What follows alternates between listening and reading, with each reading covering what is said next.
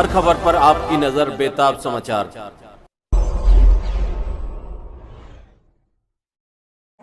और इस समय हमारे इस अखिल भारतीय जनवादी महिला समिति की महासचिव मरियम भावले जी हैं और अध्यक्ष है पी.के.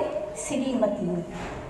आज हमारे देश के 23 राज्यों में हमारी ये जनवादी महिला समिति काम कर रही है और ये महिला समिति पूरे देश में महिला पुरुष की समानता, एकता, शिक्षा, रोजगार, सामाजिक समानता की बात करती है।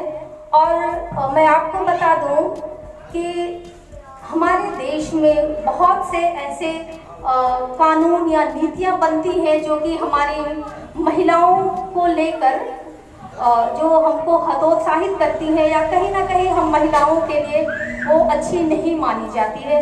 ऐसे तमाम मुद्दों पर या ऐसे तमाम पॉलिसीज या ऐसी नीतियों पर हमारी महिला समिति काम करती है। आपको याद होगा 2012 में हमारे देश में एक इतना विभत्स जो जघन्य अपराध हुआ था, जो सामूहिक बलात्कार जिसको हम निर्भया का नाम देते हैं, उस सामूहिक हत्या पर बीबीसी ने एक डॉक्यूमेंट्री बनाई थी। जो डॉक्यूमेंट्री हम महिलाओं के खिलाफ था। उस वक्त हमने तमाम लोगों ने इसका जमकर विरोध किया कि इस तरह की फिल्में नहीं दिखाई जानी चाहिए जो हमारी महिला सम्मान को आघात पहुंचाता है। साथ ही साथ हमारे संसद में महिलाओं की जो स्थितियां हैं, हमारी जो भागीदारी है, इस पर पॉलिसी तो बनती है लेकिन वो क्रियान्वित नहीं हो पाती है। इन मुद्दों पर भी यानी राजनीतिक मुद्दों पर भी हमारी महिला समिति अपना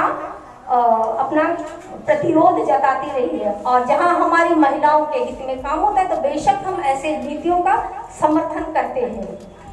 अभी हाल की बात है, जब बीजेपी सरकार आई थी तो उन्होंने हमारे लिए खासकर मुस्लिम महिलाओं के लिए कहा कि मैं उनके लिए तोहफे के तौर पर जो तलाक का बिल है वो मैं लेके आया हूँ।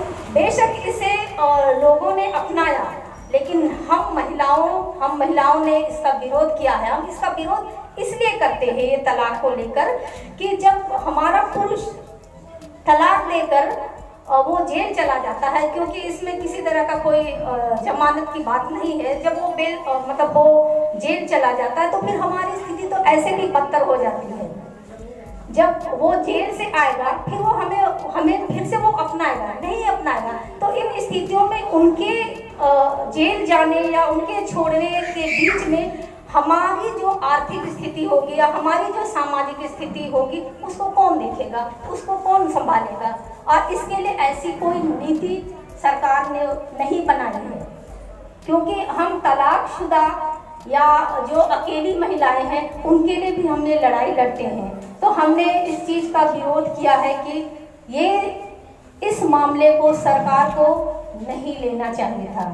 ये एक अलग मुद्दा था, इसको उनके जिनके हिस्से में है, ये कहें हम ये अगर शरीयत के हिस्से में है तो इसको शरीयत के हिस्से में छोड़ देना चाहिए था। हमने इसका एक सर्वे किया, पूरे देश में इसका सर्वे किया था। ज़्यादातर महिलाओं की जो स्थितियाँ थी कि बहुत से ऐसी महिलाएं हैं जो कि बिना तलाक के भी तलाक वाली ज़िंदगी जी रही हैं, तो और जिनकी तलाक हो गई है तो उनकी स्थितियाँ और भी बदतर हो रही हैं। तो इन सर्वे के आधार पर हमारा ये निष्कर्ष निकला, हमारा ये कंक्लूजन निकला कि ये बिल या ये नीति हमारे लिए हितकर नहीं रहा। वो कुछ लोगों के लिए भले हो सकता है लेकिन पूरे सामुदायिक रूप से देखा जाए तो हमारे लिए ये हितकर नहीं था। इसके साथ साथ और भी जो हमारे घरों में, हमारे समाज में या हमारे व्यक्तिगत तौर पर हमारे शिक्षा को लेकर या रोजगार को लेकर हमारी बच्चियां जो स्कूल जाती हैं उनको लेकर किसी भी तरह की जो समस्याएं आती हैं, हम उन समस्याओं के लिए भी हमेशा आगे खड़े रहते हैं और जहां हमें प्रतिरोध की आवश्यकता होती है हम प्रतिरोध करते हैं।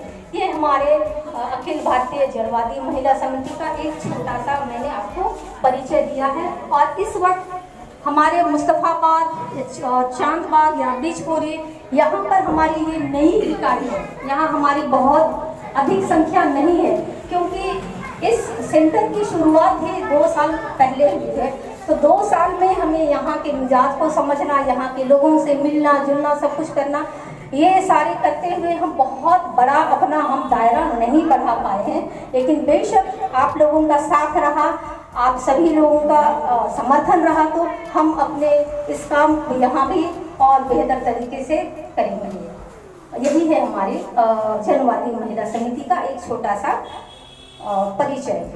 और चूँकि हम तवारीख का हिस्सा बनना जब महदूद हो जाए, औरत का मायना आसान नहीं होता है, जंग आज़ादी का हिस्सा बनना। चलिए हम इसी बात को आगे बढ़ाते हुए हमारे जो मुख्य वक्ता हैं, मैं उनसे निवेदन करती हूँ कि अपनी बात रखें और बहुत ही डिसिप्लिन के साथ हम उनकी बातों को जितनी बेहतर से हम सुनेंगे, हम अपनी समाज को बेहतर